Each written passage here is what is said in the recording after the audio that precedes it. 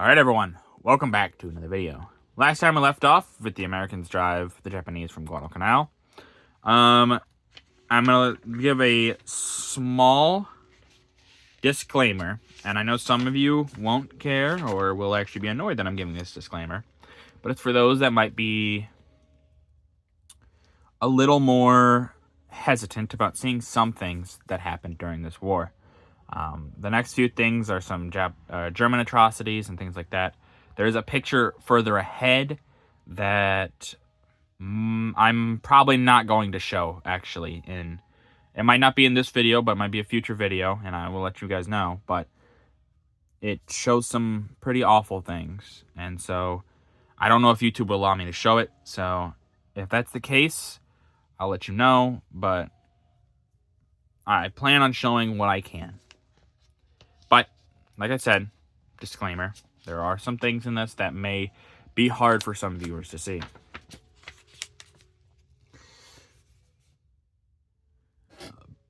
Bestial German policy of extermination in Poland.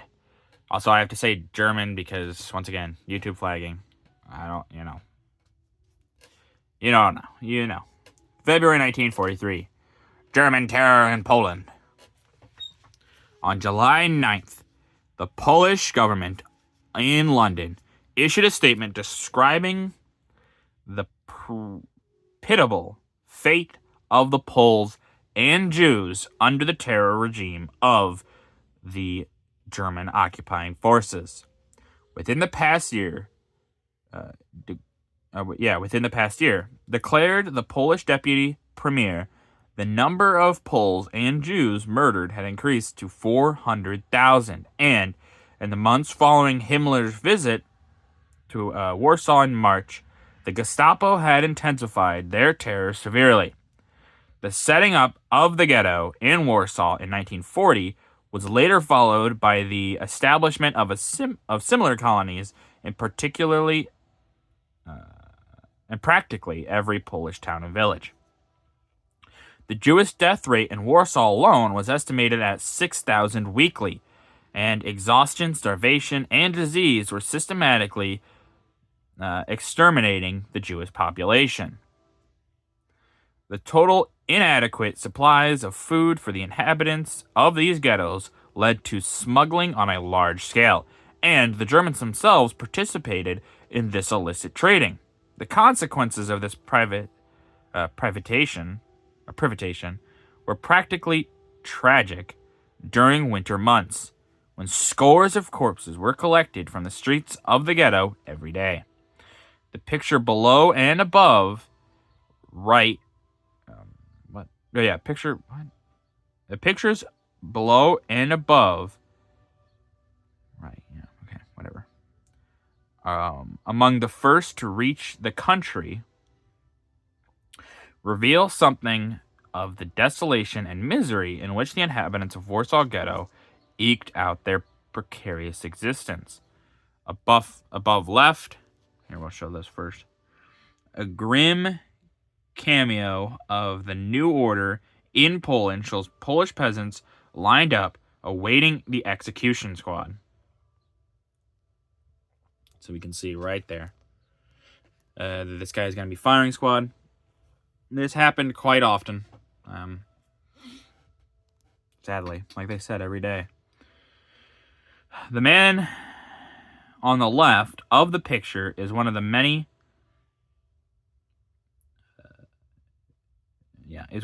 Polish priests against whom the German terrorists vented their brutal wrath. So it says, man on the left. I don't see who they're talking about. This picture's a little bad, but so here we see the man on the left of the picture. I'm assuming that guy or that guy or that guy. Is that a guy? That's a woman. That's a guy. I'm not sure, but yeah. Sadly, this happened way too often. And then here I'll show you now the conditions that they're living in. You can see getting buckets. I'm assuming that's either A, to use the restroom, or to get food. And then here we see them living in... This actually looks like a bunker of the First World War, really. Got a heater here. Awful.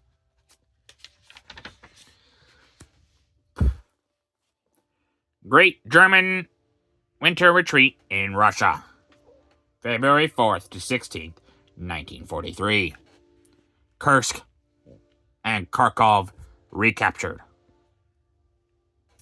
Immediately following the expulsion of the enemy from Voronezh, the Red Army advanced rapidly for nearly 40 miles on a broad front and liberated some 200 inhabited places in this area. These included the vital railway junction of Kastanoria and the town of Novy Oskol, both of which were heavily defended and fell only after bitter hand-to-hand fighting in the streets.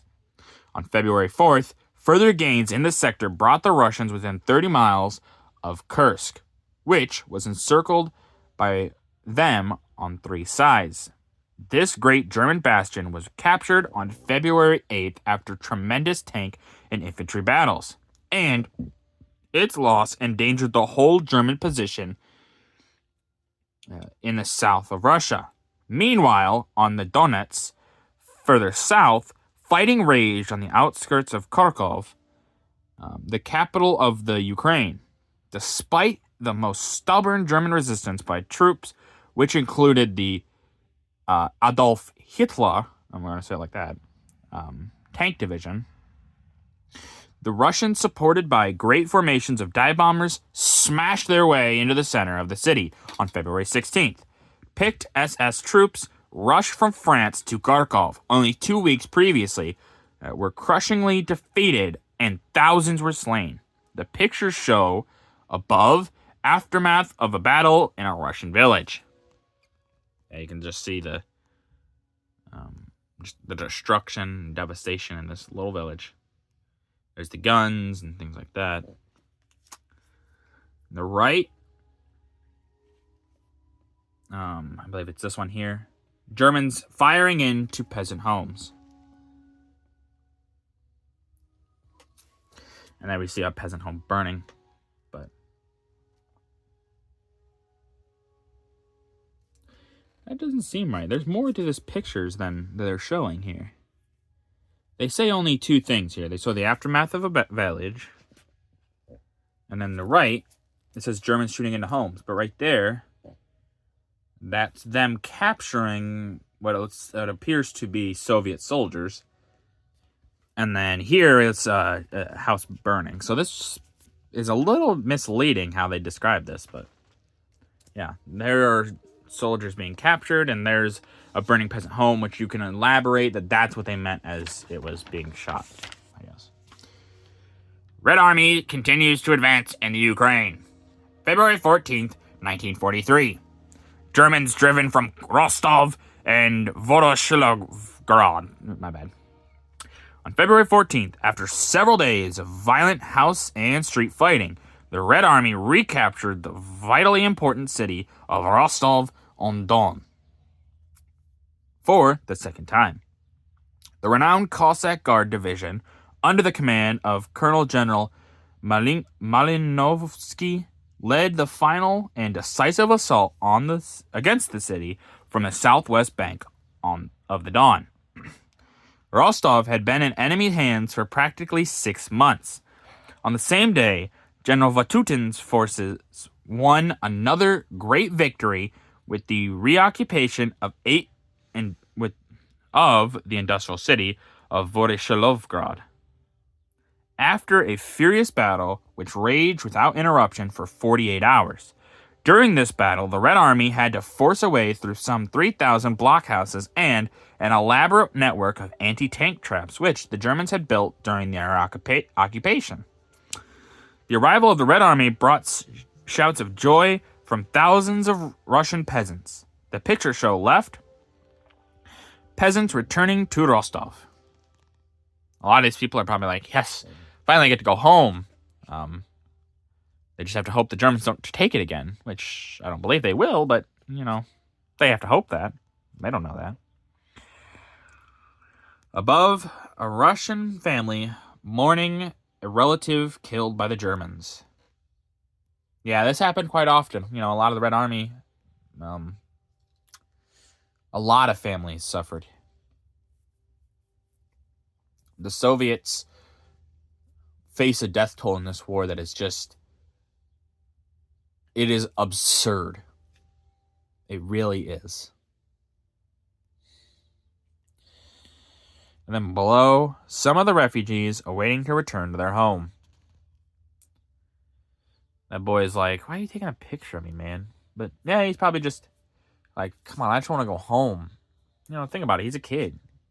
This is something that is kind of awful about this, especially.